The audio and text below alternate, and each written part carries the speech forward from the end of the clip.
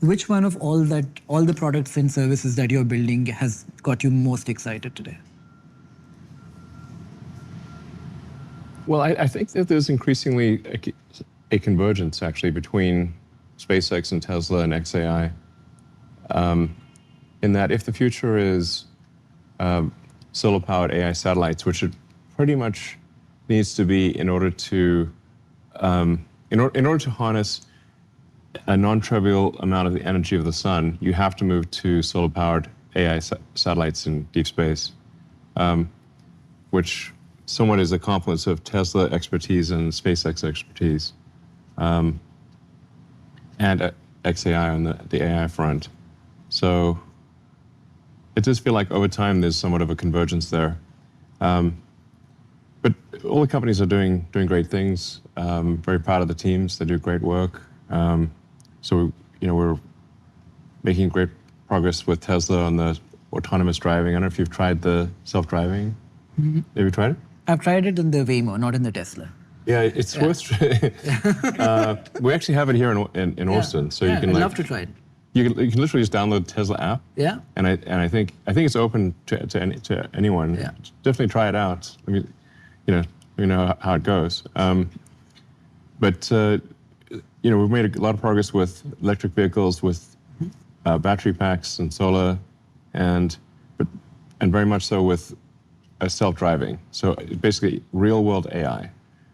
Tesla is the world leader in real-world AI, I would say. So, and then we're going to be making this robot Optimus, which is, starting production hopefully summer next year, at scale.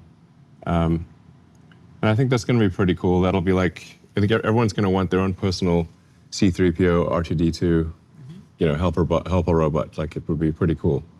And then SpaceX is doing great work with the Starlink program, providing low-cost, reliable internet throughout the world. Hopefully India. We'd love to be operating in India. That would be great. We're operating in 150 different countries now with Starlink. Can you give me a bit about Starlink and how the tech works?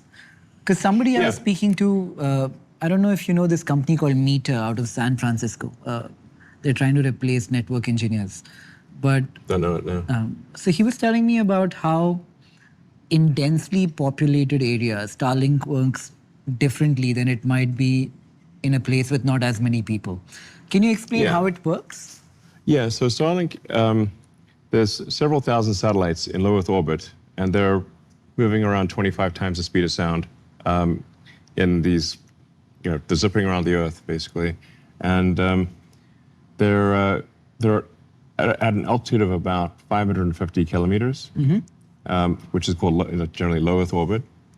Because they're at low Earth orbit, the latency is low. Like the distance, because the distance is not that far compared to a geostationary satellite, 36,000 kilometers. So you've got thousands of satellites providing low latency, high-speed internet throughout the world, and they are interconnected as well. So there are laser links between the satellites, so it forms sort of a laser mesh, so that if let's say if cables are damaged or cut, like fiber cables, the satellites can communicate between each other and provide connectivity even if the cables are cut. So, for example, when the Red Sea cables were cut, I think a few months ago, the Starlink satellite network continued to function without a hitch. So it's particularly helpful for disaster areas. So, if an area has been hit with some kind of natural disaster, floods or fires or earthquakes, that tends to damage the ground infrastructure, but the Starlink satellites still work. So, and generally, whenever there's some sort of natural disaster somewhere, we always provide people with free Starlink internet connectivity.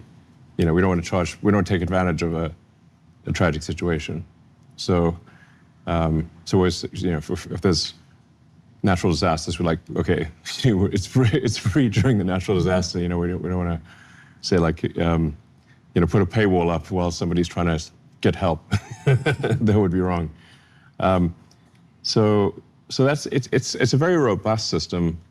It's complementary to ground systems because the satellite beams work best in sparsely populated areas, but because you've got a satellite beam, it's a pretty big beam, so you have a fixed number of users per beam.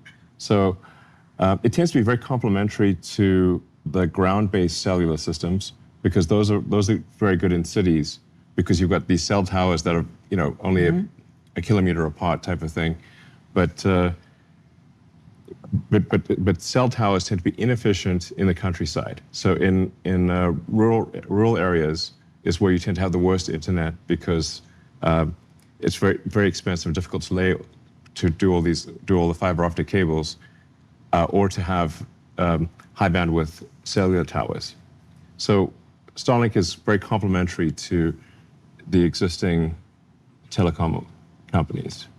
It basically tends to serve the least served, which I think is good. Will that change tomorrow? Like today, as you explained, the beam is quite broad and it can't work in a densely populated area with high buildings maybe.